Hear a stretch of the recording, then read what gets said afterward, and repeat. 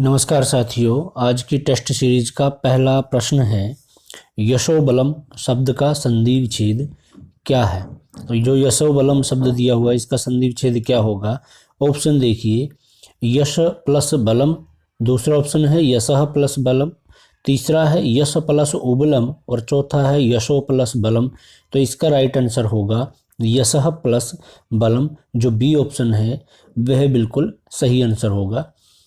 और यह किस संधि का उदाहरण है? यह विसर्ग संधि का उदाहरण है। अगला प्रश्न है हशीष्यतः क्रियापद में कौन सा पुरुष है। ऑप्शन देखिए, पहला ऑप्शन है प्रथम पुरुष, दूसरा मध्यम पुरुष, तीसरा उत्तम पुरुष और चौथा है अन्य पुरुष। तो हशीष्यतः प्रथम पुरुष का द्विवचन होगा और यह किस धातु से है? हस धातु से है। अगला प्रश्न है किशोर प्लस अंगीप जोड़ने पर क्या रूप बनता है। यह प्रत्यय का प्रश्न है। ऑप्शन देखिए, किशोरी, फिर किशोरी, किशोरी या फिर सभी। तो इसका राइट आंसर क्या होगा? लिखने में सबका फर्क है, अंगीप का ई बन जाता है बाद में, तो सी ऑप्शन इसका सही होगा, किशोरी। अगला प्रश्न है गुरुता प्रत्यय रूप में प्रकृति प्रत्यय क्या है। तो गुरुता में कौन सा प्रत्यय है? देखिए, ऑप्शन है गुरु प्लस तल, गुरु प्लस ता या गुरु प्लस त्व या इनमें से कोई नहीं। तो इसका राइट आंसर होगा गुरु प्लस तल, ए ऑप्शन सही होगा। अगला प्रश्न है पौराणिक प्रत्यय रूप में प्रकृति प्रत्यय क्या है। पौराणिक में कौन सा प्रत्यय है? ऑप्शन देखिए, पौराण प्लस इक, पौराणिक या पौराण प्लस अणिक या पुराण प्लस में ठक प्रत्यय। तो इसका सही ऑप्शन डी होगा, पुराण में ठक प्रत्यय है। ठस्य का सूत्र से ठक को क्या बन जाता है? एक। तो और आदि वृद्धि होने के कारण पौराणिक बन जाता है। अगला प्रश्न है सर्वतः शब्द के योग में किस विभक्ति का प्रयोग हुआ है। ऑप्शन है प्रथमा, द्वितीया, तृतीया, द्वितीया या पंचमी। तो इसका सही आंसर होगा द्वितीया। उभयतः, परितः, सर्वतः इत्यादि शब्दों में द्वितीय विभक्ति का प्रयोग होता है। अगला प्रश्न है नी प्लस वस प्लस तिप के जोड़ने पर क्या रूप बनता है।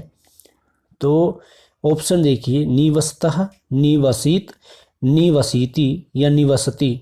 तो इसका राइट आंसर होगा निवस्ति, डी ऑप्शन। तिप का ती जुड़ जाता है, निवस और ती क्या बन जाएगा? निवस्ति। इसके पश्चात अगला प्रश्न है सूर्याधारितम शब्द का संधि छेद क्या है। ऑप्शन देखिए, सूर्य प्लस आधारितम, सूर्या प्लस धारितम, सूर्य प्लस अधारितम या सूर्याधा प्लस हरितम। इसका सही ऑप्शन होगा ए ऑप्शन, सूर्य प्लस आधारितम। इसमें दीर्घ संधि हुई है। अगला प्रश्न है सह पादेन खंजः अस्ति, वह पैर से लंगड़ा है। इस वाक्य में पादेन शब्द में किस विभक्ति का प्रयोग हुआ है।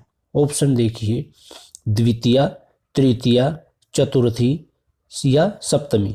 तो इसका राइट आंसर होगा तृतीया। कौन सी विभक्ति होगी? तृतीय विभक्ति होगी। अन्य उदाहरण बनता है तृतीय विभक्ति में अक्षणाकाणः, ठीक है, आंख से काना। अगला प्रश्न है मृच्छ कटिकम में कितने अंक हैं? कितने अंक हैं?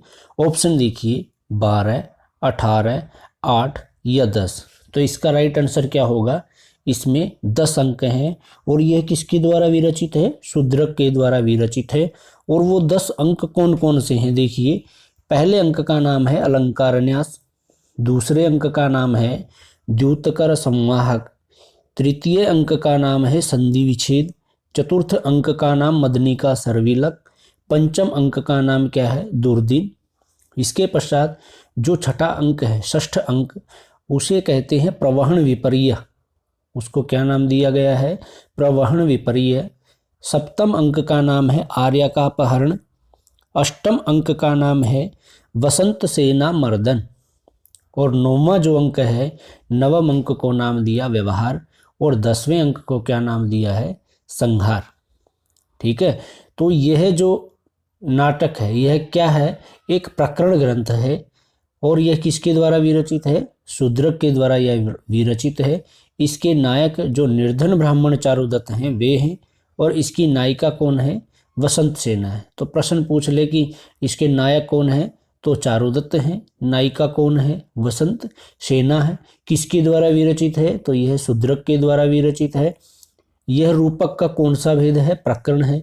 अब रूपक कितने प्रकार के होते हैं? 10 प्रकार के होते हैं, जिसमें नाटक, प्रकरण, भाण, व्यायोग, इस तरीके से ये रूपक 10 प्रकार के होते हैं। और शूद्रक की रचना कौन सी है? मृच्छकटिकम है। यह भी एक प्रश्न बन जाता है। ठीक है।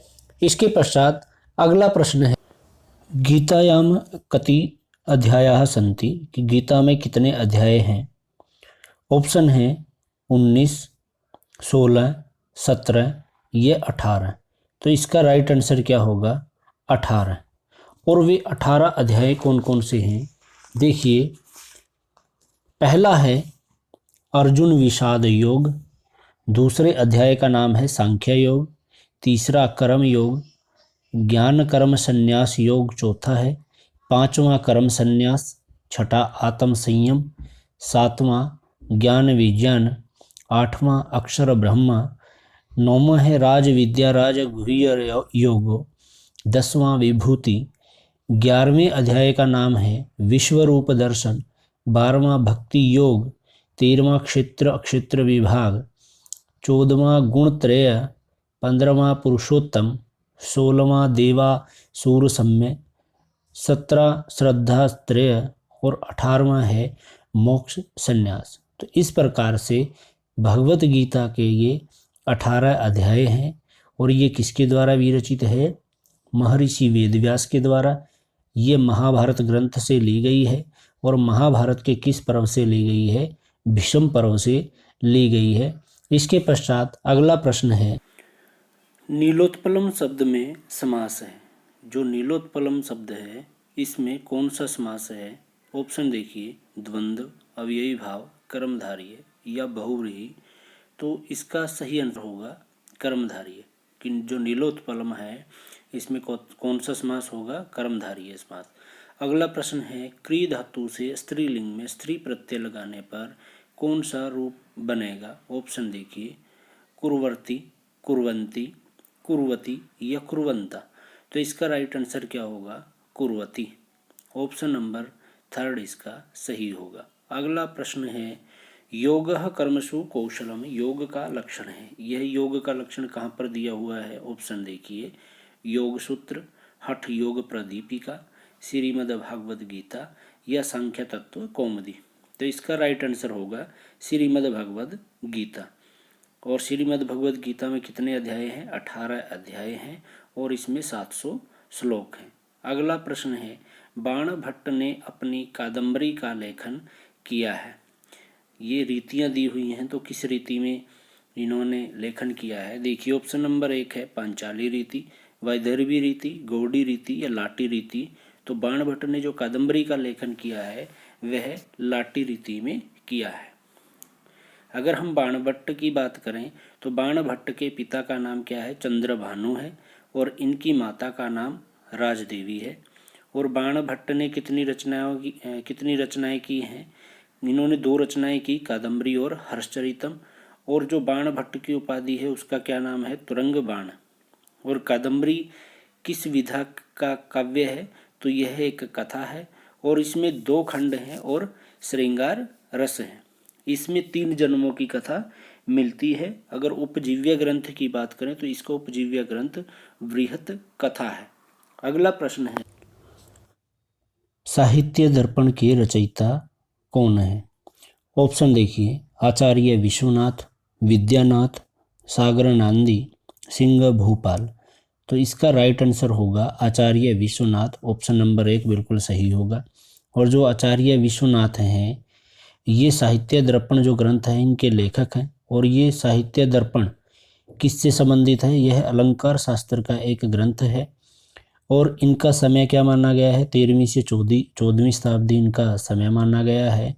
और विश्वनाथ के पिता का नाम चंद्रशेखर और इनके पितामह का नाम नारायण दास था। तो साथियों, ये था आज का वीडियो। आपको कैसा लगा हमें कमेंट बॉक्स में ज़रूर बताइएगा। वीडियो को लाइक और शेयर ज़रूर कीजिएगा। धन्यवाद।